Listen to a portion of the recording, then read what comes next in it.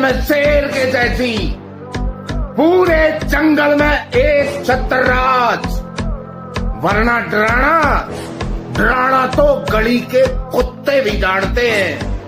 गली खत्म, दहशत खत्म। इसलिए हे मेरे हिंदू शेरों, उठो, जागो और सिंह बनो। सिंहासन की चिंता मत करो, क्योंकि सिंह यदि चट्टान के ऊपर भी बैठ गया तो वो चट्टान ही उसका सिंहासन बन जाती है। ये सब मौलाना को बहुत महत्व देने की आवश्यकता नहीं। दुनिया के अंदर जहां भी जाएंगे शक की निगाहों से देखे जाएंगे। भारत का संत दुनिया के अंदर कहीं भी जाता है सम्मान की निगाहों से देखा जाता है। पूरी दुनिया के अंदर जहां भी भारत की संत परंपरा जाती है। सिंगापुर में मैं गया, मैं देर में पहुंचा। जब एयरलाइंस में बैठने के लिए हुआ तो उसने मेरे कपड़े देखे और सबसे आगे की सीट में बैठे हुए लोग वो खड़े हो गए और मुझे बुलाने लगे कि आप आगे। मैंने कहा नहीं, मेरी सीट पीछे। कहा नहीं आप आगे बैठिए। वहां की थाईलैंड में गए, वहां की बस में आगे की 2 सीट तो केवल संतों के लिए है।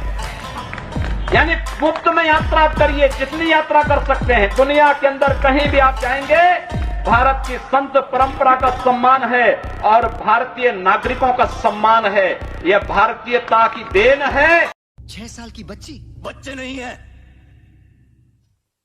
टाइम बॉम्ब है साले, आतंकवादी के पिल्ले हैं।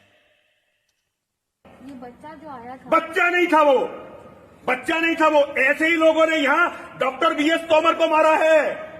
नाबालिग लोगों ने, नाबालिग लोग हत्या करते हैं यहाँ पे, और ये इस्लाम के जिहादी उन्हें सिखा रहे हैं। ये बच्चा बच्चा मत करिए यहाँ पे। ठीक है sir, thank you so much. हम किसी के ऊपर उंगली नहीं उठाते, लेकिन जब कोई हमारे ऊपर उंगली उठाता है तो याद रखो कि यह भारत माँ है और यहाँ का एक संत जब उठता है तो यहाँ से पीटना प्रारंभ करता है तो जानते हो अफगानिस्तान तक पीटता है। और आज भी लोग कहते हैं कि सो जा बेटा वरना हरि सिंह नलवा आ जाएगा। Are you Indian first or Hindu first? मैं हिंदू भी हूँ और हिंदू के नाते मैं भारतीय भी हूँ। भारतीय और हिंदू दोनों एक ही शब्द के 2 रूप हैं। हिंदू शब्द हमारा सांस्कृतिक प्रतीक है, भारतीय शब्द भारत का भौगोलिक प्रतीक है। इसलिए हिंदू और भारतीय दोनों में कोई अंतर नहीं। पीने वाले को कहो कि भांग मत पियो, क्या बुराई है दीदी? भोले बाबा भी पीते थे भांग, हम पिए तो कौन सी बुराई है इसमें? ये तो भोले बाबा का प्रसाद है। आप में से कई सारे लोग गटकते होंगे भोले बाबा के प्रसाद के नाम पर महाशिवरात्रि के दिन ग्लास भर भर के। मुझे पहले तो वो ग्रंथ बता दो जिसमें ये लिखा है कि भोले बाबा भंग पीते थे। कौन सा शास्त्र ये कहता है कि भोले बाबा भंग पीते? किस शास्त्र में ये लिखा है कि भोले बाबा भंग पीते थे? हमारे गुरुदेव भगवान ने 4 वेद, 6 शास्त्र, 18 पुराण, श्रुतियां, स्मृतियां, लघु बृहद जितने भी ग्रंथ हैं सबका अध्ययन कर लिया। कहीं नहीं लिखा है कि भोले बाबा भंग पीते थे। हमने भी इस चक्कर में शिव पुराण पूरी खंगाल के देख दी, कहीं नहीं लिखा है कि भोले बाबा भंग पीते थे।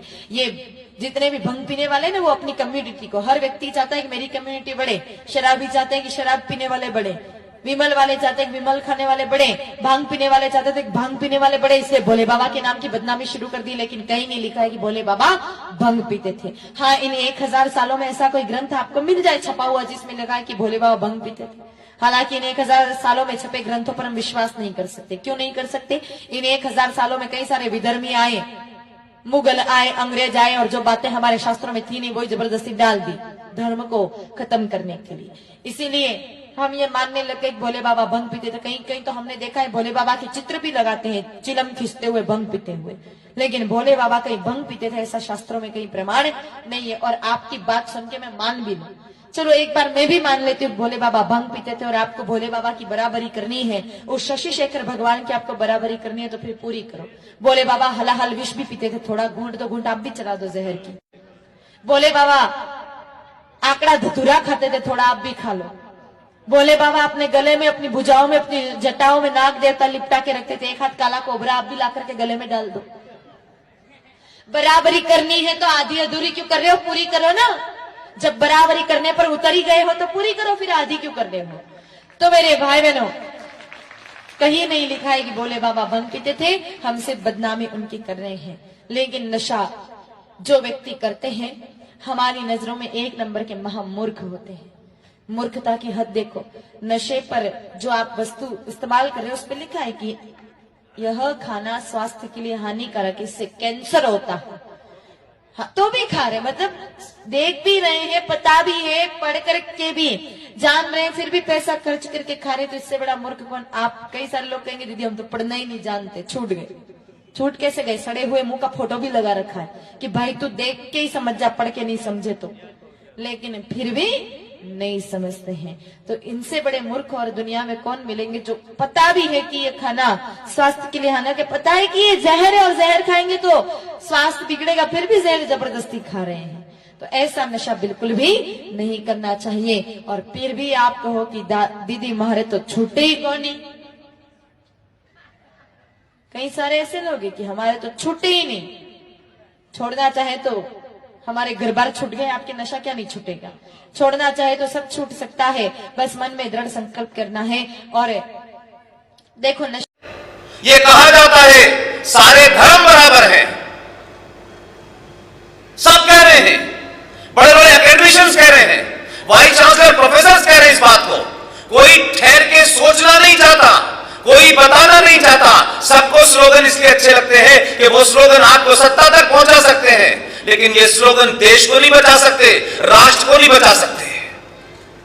मैं मानता हूं कि धर्म जब से इस सृष्टि का निर्माण हुआ है, जब से ये कायनात है और अनादिकाल तक जब तक ये रहेगी, एक ही धर्म था, एक ही है और एक ही रहेगा, उसका नाम है सनातन।